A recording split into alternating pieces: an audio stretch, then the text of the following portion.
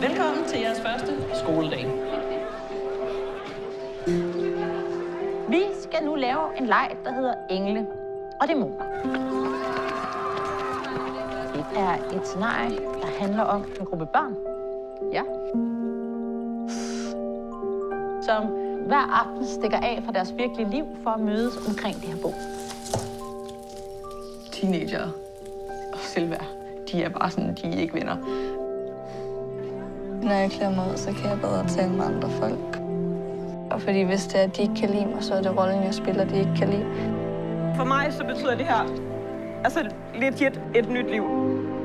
Der skal være en mening med ting. Der skal også være en mening med mig.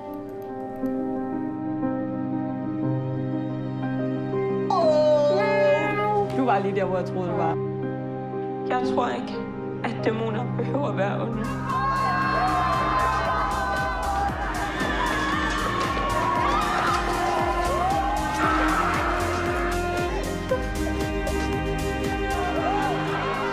Østerskov er første gang, jeg har følt mig del af et fællesskab.